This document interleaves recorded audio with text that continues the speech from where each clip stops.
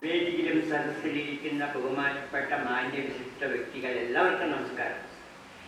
അമൃതോത്സവത്തിന്റെ ഭാഗമായി ഇങ്ങനൊരു ആദരിക്ക ചടങ്ങിന് മുന്നോട്ട് കൊണ്ടെത്തിയിട്ട് സംഘാടകർക്ക് ആദ്യമായി നന്ദി രേഖപ്പെടുത്തുന്നു. ഈ പറയുകയാണെങ്കിൽ പ്രകൃതിയെ പറ്റിയ പറയുകയാണ്. ഞാൻ പരിസ്ഥിതി പ്രവൃത്തിയിലൂടെ പരിസ്ഥിതി മുന്നോട്ട് കൊണ്ടുപോകുന്ന ആളാണ്. പരിസ്ഥിതി പറഞ്ഞാൽ ധാരാളം പറയാനുണ്ട്, അവിടേക്കൊന്നും ഞാൻ കിടക്കുന്നില്ല.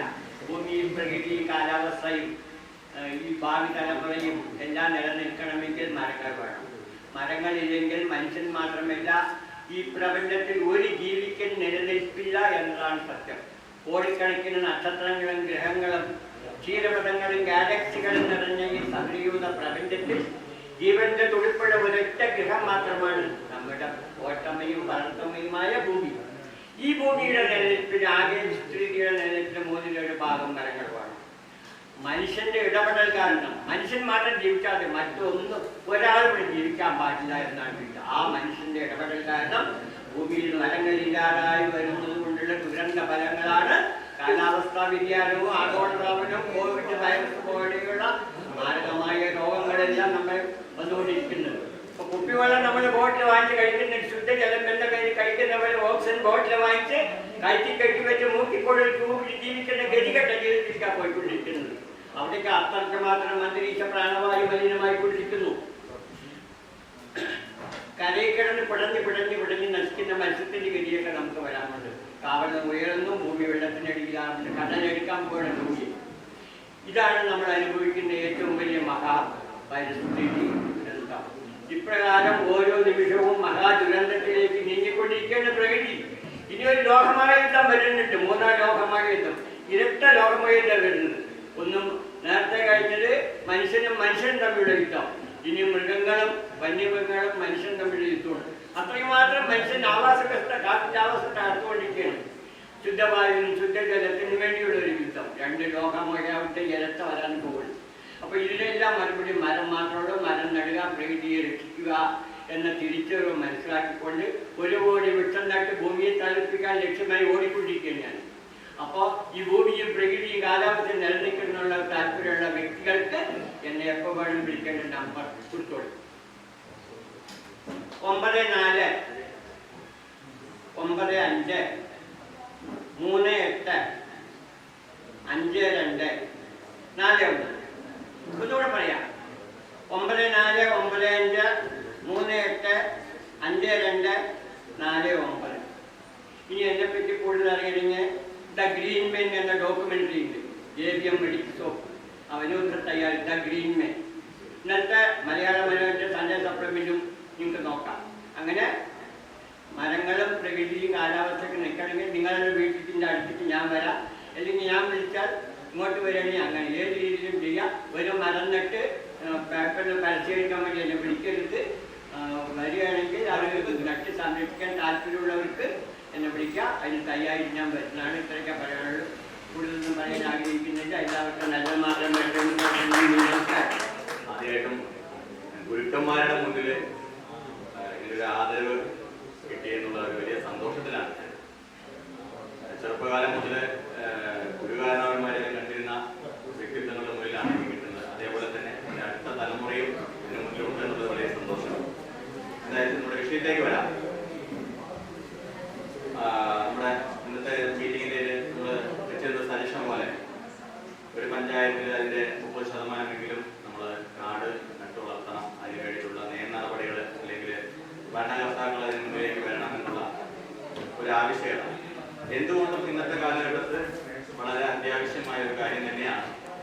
ഇത് എങ്ങനെ നടത്തണം എന്നുള്ളതിലാണ് വലിയൊരു ഘടകമായിട്ടുള്ളത്. അത് ഈ പറഞ്ഞ പോലെ അടുത്തൊരു MP ഇലക്ഷൻ കഴിഞ്ഞ് പുതിയ MP-മാർ വരികയാണ്. അപ്പോൾ എന്തുകൊണ്ടും അവരും ഈ പറഞ്ഞ കാര്യങ്ങൾ, നമ്മൾ പറയുന്ന കാര്യങ്ങൾ ശരിയായിട്ട് കേൾക്കാൻ ഉള്ള സമയമാണ് ഇപ്പോൾ. ഇത് ഓരോ ചെറിയ സർക്കിളായിക്കൊണ്ട് ഓരോ പഞ്ചായത്ത് നമ്മൾ വന്നിരിക്കുന്ന ആൾക്കാരെ എല്ലാത്തിനും ഒരു ഗ്രൂപ്പിന്റെ പ്രതിനിധികളാണ്. അതുകൊണ്ട് തന്നെ യങ്സ്റ്റേഴ്സിന്, കോളേജ് സ്റ്റുഡൻസിന്, ഇപ്പം നമ്മുടെ കേരളത്തിലാണെങ്കിൽ ഇപ്പോൾ NSSന്റെ സ്റ്റുഡൻസിനെ ഉൾപ്പെടുത്തിക്കൊണ്ടുള്ള ക്യാമ്പയിനുകളിൽ വരും തലമുറയ്ക്ക് ഇതിന്റെ പ്രാധാന്യം ഉൾക്കൊള്ളിപ്പിക്കുക ഉൾക്കൊള്ളുന്നതാണ് ഇത് നടപ്പിലാക്കി നമ്മളെ അടുത്ത തലമുറയ്ക്ക് ഇതിൽ പാർട്ടിസിപ്പേറ്റ് ചെയ്യാൻ കഴിയുള്ളൂ എന്നുള്ള രീതിയിൽ പറയാനുള്ളത്. പറഞ്ഞ കാര്യങ്ങൾ ചെയ്തു വരുന്നുണ്ട്. യങ്സ്റ്റേഴ്സിനെയാണ് കൂടുതലായിട്ട് ഫോക്കസ് ചെയ്യുന്നത്. കാരണം അവരിൽ നിന്ന് മാത്രമേ നമുക്ക് ഇത് അടുത്ത ഭാഗങ്ങളായിട്ട് നമ്മൾ ഉദ്ദേശിക്കുന്ന ഫലപ്രാപ്തിയിലേക്ക് എത്തിക്കുള്ളൂ എന്ന് പ്രതീക്ഷിക്കുന്നു. സോ അങ്ങനെ ഒരു പരിപാടി കൂടി യങ്സ്റ്റേഴ്സിനെ കൂടി ഉൾപ്പെടുത്തിക്കൊണ്ടുള്ള ചെയ്യുന്ന പരിപാടിയിലേക്ക് കൂടി ശ്രദ്ധിക്കണമെന്ന് ആണ് എനിക്ക് ഇതിന് നിർദ്ദേശമായി എനിക്ക് പറയാനുള്ളത്. Thank you.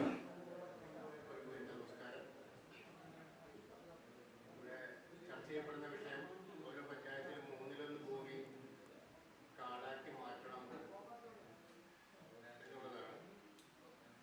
അത് എന്റെ ജില്ലയെ സംബന്ധിച്ച് പറഞ്ഞാൽ പ്രായോഗികമല്ല. ആലപ്പുഴ ജില്ല കാടില്ലാത്തൊരു ജില്ലയാണ്. ആള് ഇല്ലാതാക്കിയ ജില്ല ആയിരിക്കാം, ഇന്നലെ വരുള്ളൂ. പക്ഷെ കാട് ഈ പറഞ്ഞ രീതിയിൽ ആവശ്യം തന്നെയാണ്. 3/1 എന്നുള്ളത് ചിലപ്പോ ഈ കാടുകളുള്ള പാലക്കാട് ജില്ലയിലും വയനാട് ജില്ലയിലൊക്കെ ചിലപ്പോൾ അത് ശരിയായിരിക്കാം. കാടില്ലാത്ത ജില്ല ആലപ്പുഴ ജില്ല ആയതുകൊണ്ട് 3/1 ഭൂമി പഞ്ചായത്തിനോട് മാറ്റിവെക്കാൻ പറഞ്ഞാൽ ചിലപ്പോൾ സർക്കാർ അംഗീകരിക്കില്ല. പക്ഷെ കുന്നോളം ചോദിച്ചാല് കുന്നിക്കുടി കിട്ടുമെന്നുള്ളത് നമുക്കങ്ങനെ ചോദിക്കാം. ചിലപ്പോൾ അതായിരിക്കാം ഈ ആ ഒരു നിർദ്ദേശം വെച്ചത്. ആയുസ് നിശ്ചയിച്ചു കഴിഞ്ഞ കാലഘട്ടത്തിൽ ജീവിക്കുന്ന ഹതഭാഗ്യരായ നമ്മൾക്ക് ചിലപ്പോൾ നമ്മളതിന് 10-12 വർഷത്തേക്ക് നമ്മളുണ്ടാവും. അടുത്ത തലമുറയ്ക്ക് ജീവിക്കാൻ പറ്റാത്തൊരു ഭൂമിയായിട്ട് ഇത് മാറിക്കഴിഞ്ഞു. 2019 13,560 ശാസ്ത്രജ്ഞന്മാർ, അതിനകത്ത് ഒരുപാട് പേര് നോബൽ പ്രൈസ് കിട്ടിയവരാണ്. അവരെ ലോക രാഷ്ട്ര തലവന്മാർക്ക് ഒരു ദുരന്ത സന്ദേശം എഴുതി കാർബണിന്റെ അളവ് കുറക്കും, ഈ ജീവഭൂമിയെ നിലനിർത്താൻ സഹായിക്കും. അത് 2022 വീണ്ടും 15,560 ശാസ്ത്രജ്ഞന്മാർ ഒപ്പിട്ട ദുരന്ത നിർദ്ദേശം കൊടുത്തു. ഒരു രാഷ്ട്ര തലവന്മാരും ഒന്നും അംഗീകരിച്ചിട്ടില്ല. ഇപ്പോൾ 2022 ദുബായിൽ വെച്ച് നടന്ന ഉച്ചകോടിക്ക് മുമ്പായിട്ട് 15,696 ശാസ്ത്രജ്ഞന്മാർ 93 രാഷ്ട്ര തലവന്മാർക്കും ദുരന്ത സന്ദേശം കൊടുത്തു കഴിഞ്ഞു. 2050 ഈ ജീവലോകം എന്നേക്കുമായി ഇല്ലാതാകും എന്നാണ് അവർ വിളിച്ചു പറഞ്ഞിരിക്കുന്നത്. അതുകൊണ്ട് ഒഴുകുന്ന ഭൂമി കാർബൺ അളവ് കുറക്കൂ, ഈ ഒഴുകുന്ന ഭൂമിക്ക് അല്പം വെള്ളം ഒഴിച്ചു കൊടുക്കൂ, അതിനുള്ള പ്രവർത്തനങ്ങൾ നടത്തൂ എന്ന് എല്ലാ രാഷ്ട്ര തലവന്മാർക്കും ദുരന്ത സന്ദേശം കൊടുത്തിട്ട് പോലും ഇന്നിപ്പ് നടന്ന ഉച്ചകോടിയിലും അല്പം പോലും കാർബണിന്റെ അളവ് കുറക്കാനുള്ള ഒരു പ്രവർത്തനങ്ങളും ഒരു രാജ്യവും സ്വീകരിച്ചതായി കാണുന്നില്ല. അതിന്റെയൊക്കെ ഭാഗമാണ്, അതിന്റെയൊക്കെ ആ ആവലാതി അല്ലെങ്കിൽ നമ്മുടെ വ്യസനങ്ങളും സങ്കടങ്ങളുമാണ് ഇത്തരം നിർദ്ദേശങ്ങൾ നമ്മൾ വെക്കാൻ ആഗ്രഹിക്കുന്നത്. 10ാമത് അമൃതോത്സവത്തിന്റെ ദീർഘായുസ്സിന് വേണ്ടി ഞാൻ പ്രാർത്ഥിക്കുകയാണ്. എനിക്ക് തന്നിട്ടുള്ള ഈ അംഗീകാരം എന്റെ പ്രിയപ്പെട്ടവർക്ക് ഞാൻ സമർപ്പിക്കുകയാണ്. എല്ലാവർക്കും എന്റെ നമസ്കാരം. ഞാൻ പട്ടാമ്പിക്കാരനാണ്. എന്റെ പേര് മോഹൻദാസ് ഇടിയത്ത് നിന്നാണ്. എനിക്ക് എന്റെ പട്ടാമ്പിയെ പറ്റി 2 വാക്കാ പറയാനുള്ളൂ.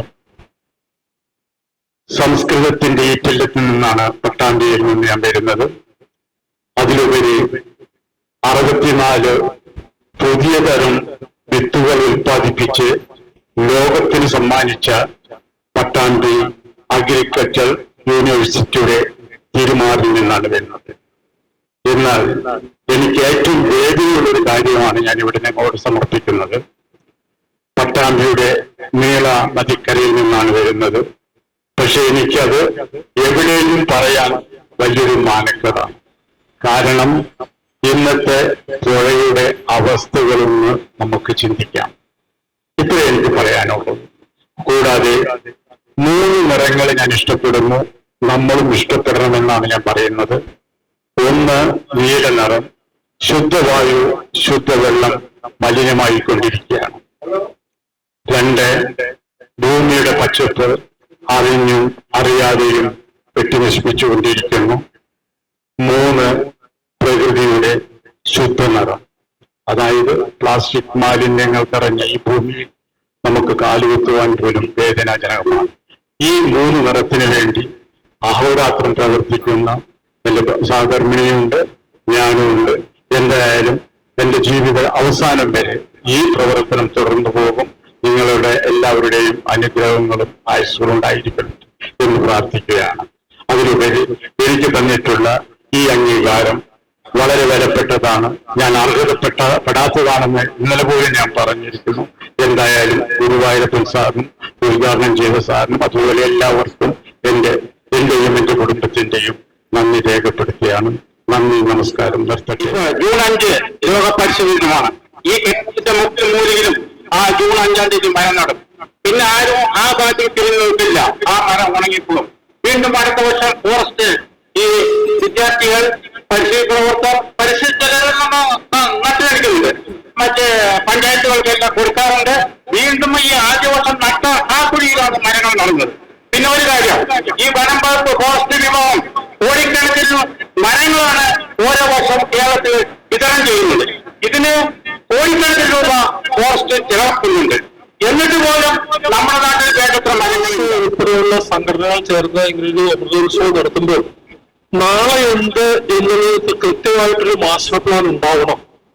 നമുക്ക് ഓരോരുത്തർക്കും എതിരെ എഴുതാന്നാൽ പുറമെ ഒരു സംഘടിതമായി എങ്ങനെ മറ്റ് സർക്കാരിനെയോ മുകളിലേക്ക് ഏത് രീതിയിൽ നമുക്ക് ഒരു ഇടപെടൽ നടത്താം. അതായത് ഒരു പറഞ്ഞ പോലെ പഞ്ചായത്തിന് 3-1 നമ്മൾ പറഞ്ഞാല് എനിക്ക് സംശയമാണ്. കാരണം വളരെ ചുരുക്കം പഞ്ചായത്തിലെ വനമുള്ളൂ. വനമില്ലാത്ത പഞ്ചായത്തിന്റെ 99% കൃഷിഭൂമികളാണ്. അത് വനമാക്കി മാറ്റുന്നത് നമുക്ക് ചെയ്യാവുന്നത് പരമാവധി ട്രീ കവർ ഒരു കർഷകന്റെ കൃഷിയിടത്തിൽ, അല്ലെങ്കിൽ കോൺക്രീറ്റ് ഇട്ട് മിറ്റം മുഴുവൻ ടൈല് വിരിച്ച് വെള്ളം പോലും താഴാത്ത രീതിയിൽ ആക്കുന്നവര് ഒരു സെസ് കൊണ്ട് മരം വെക്കാത്തവര്, മിറ്റത്ത് മരം പോലും വെക്കാത്തവര് സെസ് കൊണ്ടുവരണം എന്ന ആ രീതിയിൽ ഒരു പ്രായോഗികത കലർന്ന രീതിയിൽ നമ്മൾ ആവശ്യപ്പെട്ടാൽ ചിലപ്പോൾ കുറെയെങ്കിലും നടന്നു വരും. അതിന് പകരം നമ്മൾ 3-1 സ്വാഭാവിക വനമാക്കണമെന്ന് പറഞ്ഞാൽ നടക്കുന്നത് എനിക്ക് വിശ്വാസമില്ല. അതവരെ ചവിറ്റുകൊണ്ടൊരു മാത്രമല്ല ജനങ്ങളും എതിർക്കും. നമ്മള് ഇന്ന് പരിസ്ഥിതി നിലനിൽക്കണം, അല്ലെങ്കിൽ നാളത്തെ തലമുറകളാണ് ഈ ഭൂമി എന്ന് ചിന്തിക്കുന്ന ആൾക്കാർ വളരെ ചുരുക്കമേ ഇന്ന് ഇവിടെ ഉള്ളൂ. എന്നുവെച്ച് കേരളത്തിലെ പശ്ചിമഘട്ടത്തിന്റെ ചെറിയില് അവര് പറയുന്നതിന് ഇരട്ടി ശബ്ദത്തിൽ ശബ്ദിക്കാൻ കഴിവുള്ളവർ അപ്പുറത്തുണ്ട്. അപ്പൊ അതുകൊണ്ട് കുറച്ചുകൂടെ പ്രായോഗികമായിട്ടുള്ള കാര്യങ്ങളിലേക്ക് നമുക്ക് ഇതിനെ ഒന്ന് തിരുത്താൻ പറ്റിയാൽ അതായിരിക്കും ഏറ്റവും നല്ലത്. കുറച്ച് കൃഷിഭൂമിയാണ് ഒരു ഉപയോഗിക്കാത്ത വനം എന്നാ പറയുന്നത്. ഇങ്ങനെയുള്ള ചില മനുഷ്യ മനസ്സിന്റെ മാറ്റങ്ങളിലാണ് നാളെയുടെ സാധ്യത എന്ന് പറയാനുള്ള നാള എന്നൊരു വാക്ക് ചാരം ഒരു വാക്ക് വേണ്ട ഞാൻ ചിന്തിക്കുന്നു. പ്രകൃതി ആവശ്യമുള്ളത് കളിപ്പിക്കുക. അതിന് നമുക്ക് ആവശ്യമുള്ള 5, 6, 8 ചെടികളുടെ പേരും പറഞ്ഞ് ബാക്കിയെല്ലാം കളയാണെന്ന് പിടിച്ച് വിഷമടിച്ച് തീയിട്ട് വെട്ടിമുറിച്ച് നശിപ്പിക്കുന്ന ആ രീതി ഉപേക്ഷിക്കേണ്ടതാണ്. ഇങ്ങനെ ചെറിയ കുറെ മനോഭാവ മാറ്റങ്ങൾ ഉണ്ടാവും. പിന്നെ വേറൊരു ചിന്ത പങ്കുവയ്ക്കാനുള്ളത്, ഈ നശിപ്പിക്കില്ലെന്ന ആ ഒരു പ്രയോഗം തന്നെ നമുക്ക് ജീവജാലങ്ങൾക്കെല്ലാം വേണ്ടിയുള്ളതാണ് പ്രകൃതിയും ഭൂമിയും പ്രപഞ്ചവുമൊക്കെ. അതൊന്നൊന്നും നശിപ്പിക്കാൻ എന്ത് കാര്യം? നമ്മൾക്ക് ബുദ്ധിയുണ്ട്, മനസ്സുണ്ട്, സ്ഥാനത്തുണ്ട്, ശാസ്ത്രമുണ്ട്, ആയുധങ്ങളുണ്ടെന്ന് പറഞ്ഞിട്ട് നമുക്ക് ഇഷ്ടമില്ലാത്തതിനെയൊക്കെ നിർമൂലനം ചെയ്യുന്ന ആ സ്വഭാവ രീതി, ആ മനുഷ്യഭാവം, ആ മനോഭാവം ഉപേക്ഷിക്കേണ്ടത്. അങ്ങനെ വരുമ്പോൾ യുദ്ധം എന്ന വാക്കും നമ്മളുടെ ഭാഷയിൽ നിന്ന് പ്രയോഗത്തിൽ നിന്നും മാറ്റേണ്ടതാണ്. ഈ അടുത്ത കാലത്ത് ഒരു ലേഖനം മാതൃഭൂമിയിൽ വന്നു. ദീപക് ചോപ്ര എന്നൊരു മനുഷ്യൻ ലോകത്ത് ജീവിച്ചിരിപ്പുണ്ട്. ലോകത്തിലെ 100 VIP-കളിൽ ഒരാളാണ്. ഇന്ത്യക്കാരനാണ്, സയന്റിസ്റ്റാണ്, മെഡിക്കൽ ഡോക്ടറാണ്, ഗവേഷകനാണ്, റിസർച്ചറാണ്. അയാൾ ഈ കഴിഞ്ഞ മാസം അർഗവാലിലെ ഒരു ആയുർവേദ ചികിത്സയ്ക്ക് വേണ്ടി വന്നിരുന്നു. സുഖചികിത്സയായിരിക്കാം. എന്തായാലും ചികിത്സ കഴിഞ്ഞ് അദ്ദേഹം പോകുമ്പോൾ ആ ഹോസ്പിറ്റലിൽ തന്നെ അദ്ദേഹത്തിന് 98ാമത്തെ പുസ്തകത്തിന്റെ പ്രകാശനം നടന്നതായിട്ടാണ് ലേഖനം. ആ സമയത്ത് ചോദ്യങ്ങൾ ചോദിക്കാൻ അവസരം കൊടുത്തപ്പോൾ ആരോ ഒരു ചോദ്യം ചോദിച്ചു. യുദ്ധത്തെക്കുറിച്ച് ഇസ്രായേൽ ഹമാസ് ഇതേക്കുറിച്ചൊക്കെ എന്താ അഭിപ്രായം? അദ്ദേഹം പറഞ്ഞ തുടങ്ങിയ വാചകം എന്റെ മനസ്സിൽ സ്പർശിച്ചു. ലോകത്ത് ഇന്നുള്ള എല്ലാ ഭരണാധികാരികളും ഉണ്ടകളാണ്. അധികാരം, വിലപ്രയോഗം, പണം, ഇതല്ലാതെ അവർക്കൊരു നോട്ടവും. അധികാരം അഴിമതിയാണ്, കേവല അഴിമതിയാണെന്ന് 100 കൊല്ലങ്ങൾക്ക് മുമ്പ് സായിപ്പ് പേര് മറന്നുപോയി. പറഞ്ഞിട്ടുണ്ട്. ഇത് നമ്മൾ പ്രത്യേകം ശ്രദ്ധിക്കണം. ആർക്കും ആരെയും ഭരിക്കാനും നയിക്കാനും അവകാശമില്ല. വർഷം മുമ്പ് അട്ടപ്പാടി വന്നയാളാണ്. ഞാൻ വന്നത് ഇവിടുത്തെ ആദിവാസികളെ കുറിച്ച് അറിഞ്ഞിട്ടാണ്.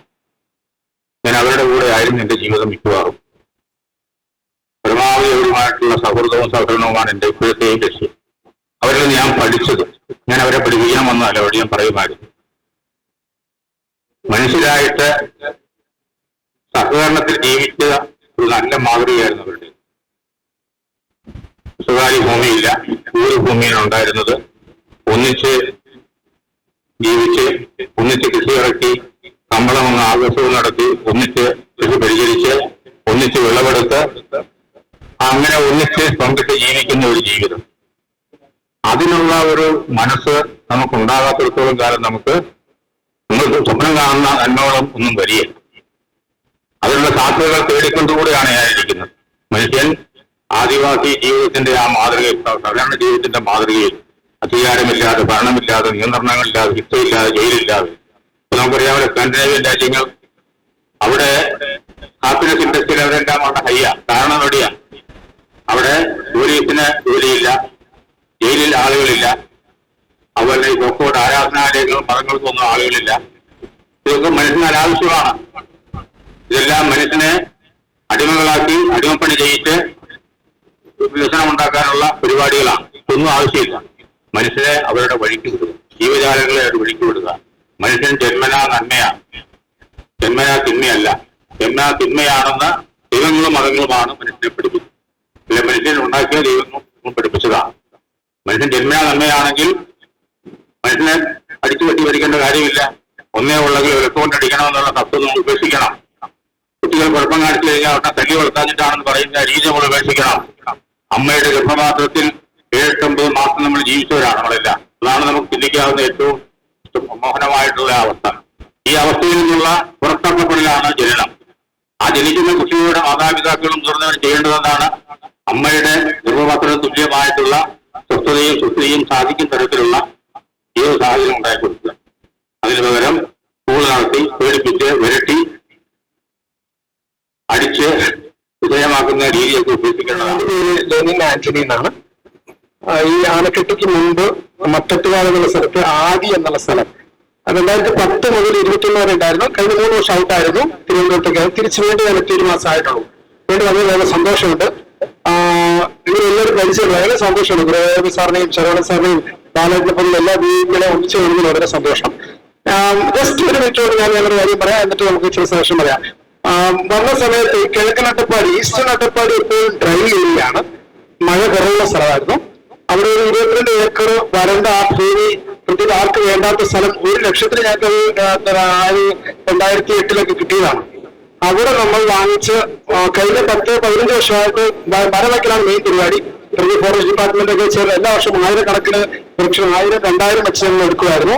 എങ്കിൽ ഇപ്പം ഇന്നലെ ഒരു വീട്ട് മഴ കിട്ടിയപ്പോൾ സന്തോഷം തോന്നി. കഴിഞ്ഞ 2-3 ആഴ്ചയായിട്ട് നല്ല മഴ കിട്ടുന്നു. സാധാരണ മഴ കേരളം മുഴുവൻ വെള്ളപ്പൊക്കം ആകുമ്പോൾ ഒരു മഴ കിട്ടാറില്ല. മാറ്റം വന്നു തുടങ്ങി.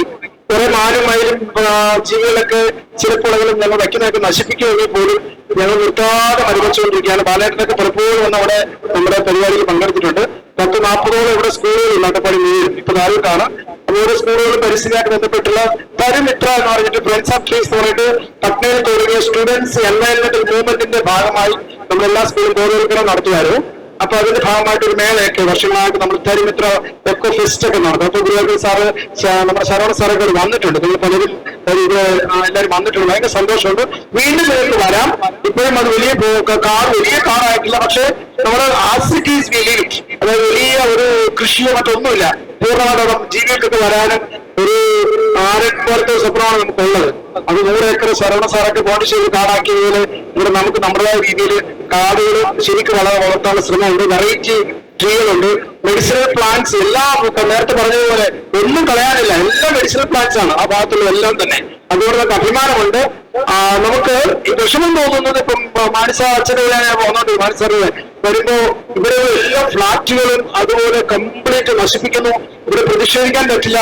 ഒന്ന് സംസാരിച്ചാല് എന്തുകൊണ്ട് ഇവിടെ മലയിടിക്കുന്നു, കുന്നിടിക്കുന്നു, മരം നശിപ്പിക്കുന്നു നമുക്ക് ചോദിക്കുകയാണെങ്കിൽ ഇവർ ആന്റി സോഷ്യൽ, ഒരു പരിസ്ഥിതി അല്ലെങ്കിൽ വികസന വിരോധിയായി മാറുന്നു.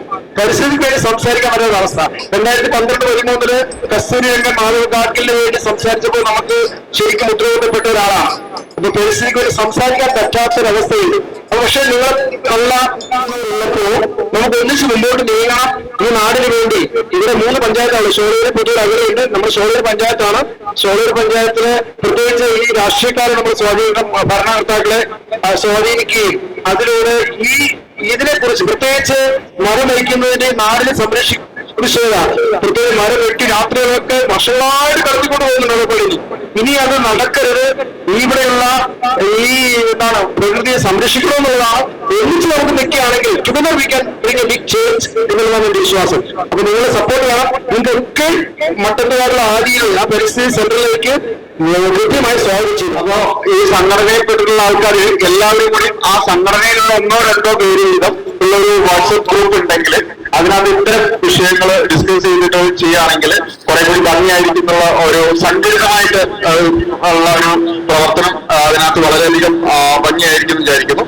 പിന്നെ മനുഷ്യന്റെ മാറ്റം, മനസ്സിന്റെ മാറ്റം അതൊരു വളരെ പ്രധാനപ്പെട്ട ഘടകം തന്നെയാണ്. പിന്നെ ഏറ്റവും കൂടുതൽ ഇതുപോലെ മരങ്ങൾ വെച്ചുപിടിപ്പിക്കുന്ന ആൾക്കാർക്ക് എന്താ പറയാ മാൻ പവർ കൊടുക്കാനായിട്ട് നമ്മളെ കൊണ്ട് സാധിക്കുമ്പോ നോർമലി ഗ്രാഫിന് ഏകദേശം 2000-ഓളം മെമ്പേഴ്സ് ഉണ്ട്. 20 ഏക്കർ മരങ്ങൾ വെച്ചുപിടിപ്പിക്കുന്നു, അല്ലെങ്കിൽ 50 ഏക്കർ മരങ്ങൾ വെച്ചുപിടിപ്പിക്കുന്നു. അങ്ങനെ പിടിപ്പിക്കുന്ന ആൾക്കാർക്ക് മാൻ പവർ നമ്മൾ പ്രൊഡ്യൂസ് ചെയ്യാം. അപ്പൊ അത്തരത്തിലുള്ള തൈകൾ വെക്കാനും അവരുള്ള ജോലികൾക്കും വേണ്ടിയിട്ട് അതിന് ഉള്ള ആൾക്കാർ നമ്മുടെ കയ്യിലുണ്ട്. അപ്പൊ അതും നമുക്ക് ചെയ്യാം. ഇത്തരത്തിലുള്ള പരിസ്ഥിതി പ്രവർത്തനങ്ങൾക്ക് എല്ലാവരും കൂടി ഏകോപനത്തോടു കൂടി ഇത്തരം വിഷയങ്ങളിൽ ഒരു ഗ്രൂപ്പ് ക്രിയേറ്റ് ചെയ്തിട്ട് നമുക്ക് പരിസ്ഥിതി പ്രവർത്തനങ്ങളിൽ പങ്കാളികളാവാം. അതിനു വേണ്ടിയിട്ടുള്ള പേപ്പറുകളും കാര്യങ്ങളും ഗവൺമെന്റ് തലത്തിലേക്ക് എത്തിക്കാനുള്ള ശ്രമങ്ങൾ നടത്താം. നമുക്കിത് സൈലന്റ് വാലിയിൽ തന്നെ സംഘടിപ്പിക്കാൻ കഴിഞ്ഞതിൽ വലിയ സന്തോഷമുണ്ട്. പ്രത്യേകിച്ച് ഗ്രാഫിന് അതിൽ വലിയൊരു സന്തോഷം ഉണ്ട്. കാരണം സൈലന്റ് വാലിയിൽ ഗ്രാഫ് ഒരുപാട് പ്രവർത്തനങ്ങൾ ഇവിടെ ചെയ്യുന്നുണ്ട്. അധിനിവേശ സസ്യങ്ങൾ വീടടിയലും അതുപോലെ തന്നെ പശു തടയണകളും പ്ലാസ്റ്റിക് ക്ലീനിങ്, അട്ടപ്പാടീശ്വരത്തിലൊക്കെ ഒരുപാട് പ്ലാസ്റ്റിക് മാലിന്യങ്ങളാണ്. അതുപോലെ തന്നെ നാടുകാണിയിലൊക്കെ ഗ്രാഫിന്റെ എല്ലാ മാസവും ഇതുപോലെ ക്യാമ്പുകൾ നടക്കുന്നുണ്ട്. കേരളത്തിന്റെ 14 ജില്ലകളിലും ഇന്ന് ഗ്രാഫിന് പ്രവർത്തകരുണ്ട്. നമുക്ക് എല്ലാവർക്കും ഇതുപോലെ സ്വന്തമായിട്ടും അല്ലെങ്കിൽ 1-2 പേർക്കൊക്കെ ഇതുപോലെ പ്രകൃതി സംരക്ഷണവുമായി ബന്ധപ്പെട്ടുകൊണ്ട് പ്രവർത്തിക്കാൻ പറ്റും. പക്ഷെ ഈ പ്രകൃതിയെ സംരക്ഷിക്കാനും പരിസ്ഥിതിയെ സംരക്ഷിക്കാനും താല്പര്യമുള്ള കുറെ ആളുകളുണ്ട്. പക്ഷെ അവർക്കൊന്നും ഇതുപോലെ പ്രവർത്തിക്കാനുള്ള ഒരു പ്ലാറ്റ്ഫോം ഇല്ല. അത് മനസ്സിലാക്കിയിട്ടാണ്, അത് തിരിച്ചറിഞ്ഞതിന് ശേഷമാണ് ഗ്രാഫ് സത്യം പറഞ്ഞു കഴിഞ്ഞാൽ കേരളത്തിന്റെ എല്ലാ ജില്ലകളിലേക്കും ഗ്രാഫിന്റെ പ്രവർത്തനങ്ങൾ വ്യാപിപ്പിച്ചത്.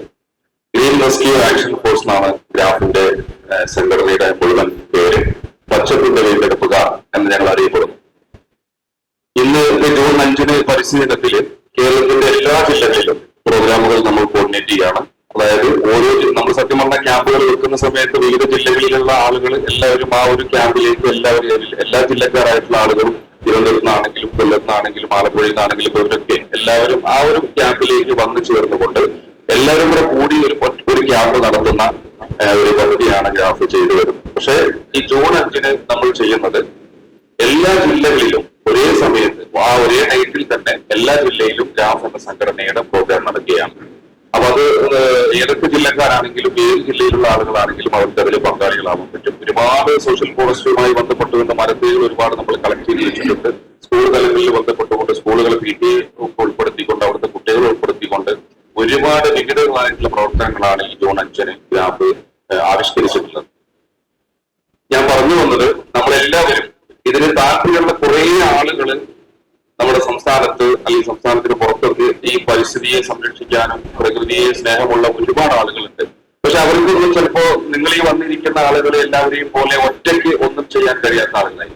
അപ്പൊ അവരെയൊക്കെ നമ്മൾ കൂട്ടായ്മയിൽ ചേർത്ത് പിടിച്ചുകൊണ്ട് വളരെ നല്ല രീതിയിൽ ഈ പരിസ്ഥിതിയുടെ ഈ സംരക്ഷിക്കേണ്ടതിന്റെ ആവശ്യകത, വരും തലമുറയ്ക്ക് വേണ്ടി നമ്മൾ ഇതെല്ലാം കാത്തു കരുതി വെക്കേണ്ടതിന്റെ ആവശ്യകത എല്ലാവരെയും പറഞ്ഞ് മനസ്സിലാക്കി. നേരത്തെ നമ്മളിവിടെ ചർച്ച വന്നു, നേരത്തെ ആരോ പ്രസംഗിച്ച സമയത്ത് പറഞ്ഞു, അതായത് യൂത്തിൽ നിന്ന് കുട്ടികളിൽ നിന്ന് തന്നെ നമ്മൾ ഇതിന്റെ ഒരു കാര്യങ്ങൾ തുടങ്ങണം. അപ്പൊ ഞങ്ങള് ഗ്രാഫ് ചെയ്യാൻ ഉദ്ദേശിക്കുന്നത് നമ്മൾ ഈ ചെയ്യുന്ന പ്രവർത്തനങ്ങളും ഈ പ്ലാസ്റ്റിക് മാലിന്യങ്ങൾ വനമേഖലകളിലേക്ക് വലിച്ചെറിയുകയും വാഹനങ്ങളിൽ കയറ്റിട്ട് ടൂർ പോകുന്ന സമയത്തൊക്കെ അല്ലെങ്കിൽ ചുരം മേഖലയിൽ വനപാതകളിൽ ശരിക്കും പൊക്കിലേക്ക് കൊണ്ടുപോയി തള്ളുക. പ്ലാസ്റ്റിക് ക്ലീനിങ് നമ്മൾ നടത്തുന്ന സമയത്ത് സാധാരണ എല്ലാവരും ചെയ്യുന്നത് ശരിക്കും ഈ റോഡ് സൈഡിലൊക്കെയുള്ള പാതകളിലൊക്കെ ട്രെയിനിങ് ഒക്കെ കാര്യം നടക്കുക. പക്ഷെ ഗ്രാഫിലുള്ള അംഗങ്ങൾ റൈറ്റ് ആയിട്ടുള്ള ആളുകളാണ്.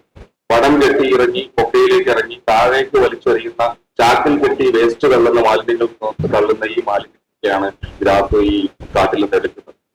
ഇതെല്ലാം എടുത്തുകൊണ്ട് നമ്മൾ ഇതെല്ലാം വേർതിരിച്ചുകൊണ്ടാണ് നമ്മൾ ഇത് സംസ്കരിക്കുന്നതിന് വേണ്ടി കൊണ്ടുപോയി കൊടുക്കുന്നത്. അപ്പൊ ഇതിൽ നമുക്ക് മനസ്സിലാക്കാൻ പറ്റുന്ന ഒരു കാര്യം എന്താ വെച്ച് കഴിഞ്ഞാല്, സത്യം പറഞ്ഞാൽ ഈ ഇന്നത്തെ കാലത്ത് ഏറ്റവും കൂടുതൽ നമുക്ക് വനമേഖലകളിൽ നിന്ന് കിട്ടിക്കൊണ്ടിരിക്കുന്നത് ഈ എന്താ പറയാ ഡയപ്പറും പോലുള്ള കുട്ടികൾക്ക് കെട്ടിവെച്ചു കൊടുക്കുന്ന ഇങ്ങനെയുള്ള സാധനങ്ങളൊക്കെയാണ്. ഇതെല്ലാം ഇത് എന്താണ് ചെയ്യേണ്ടതെന്ന് അറിയാതെ ഇതുപോലെ കാട്ടിലേക്ക് കൊണ്ടുപോയിട്ട് വലിച്ചെറിയാം. അപ്പൊ ഇതൊന്നൊക്കെ നമ്മൾ ഇതിനൊക്കെ ഒരു ബോധവൽക്കരണമാണ് ഗ്രാഫ് ചെയ്യാൻ ഉദ്ദേശിക്കുന്നത്. എന്തായാലും ഇവിടെ പങ്കെടുത്തിട്ടുള്ള മുഴുവൻ പരിസ്ഥിതി സ്നേഹികളായിട്ടുള്ള വരും തലമുറയ്ക്ക് വേണ്ടി നമുക്ക് എന്തെല്ലാം ചെയ്യാൻ പറ്റുമെന്ന് അന്വേഷിക്കുന്ന ഒരുപാട് ആളുകൾ, ബാലേട്ടനെ പോലെ, നമ്മളെ വിദ്യാധരൻ സാറെ പോലെ, ഞങ്ങളുടെ സീനിയർ ആയിട്ടുള്ള വർഗീസ് ചേട്ടനെ പോലെ, സുരേഷ് മാഷെ പോലെ ഒരുപാട് ആളുകൾ ഒക്കെ ഇങ്ങനെയുള്ള പ്രവർത്തനങ്ങൾക്ക് നേതൃത്വം നൽകുന്ന ആളുകളാണ്. നമ്മുടെ ഗുരുവായൂരപ്പൻ സാർ, ശരവൺ സാറിന്റെ കാര്യം പറഞ്ഞല്ലോ, ഒരു വനം തന്നെ അദ്ദേഹം ഉണ്ടാക്കിയിരിക്കുകയാണ്. ഞാനത് ഓൾറെഡി ഞങ്ങളിപ്പോ തന്നെ അതിന്റെ ഒരു കാര്യത്തിലെ പ്ലാനിങ്ങിൽ എത്തിക്കഴിഞ്ഞു. ഞങ്ങൾ കുറച്ച് ഒരു സാധനം അങ്ങോട്ട് വരുന്നു പോണ്ടിശ്ശേരിയിലേക്ക്, അത് കാണുവാനും മനസ്സിലാക്കുവാനും. അതുപോലെ ഇങ്ങനത്തെയൊക്കെ ആളുകളാണ്. അപ്പൊ ഈ ഒരു പ്രോഗ്രാം കോർഡിനേറ്റ് ചെയ്യുകയും നമുക്ക് ഇങ്ങനെ ഒരു സൗകര്യം ഒരുക്കി തന്നുകയും ചെയ്ത ഫോറസ്റ്റ് ഡിപ്പാർട്ട്മെന്റും silent valley wild life forum ഇവർക്കൊക്കെ ആദ്യമായിട്ട് നന്ദി രേഖപ്പെടുത്തുന്നു.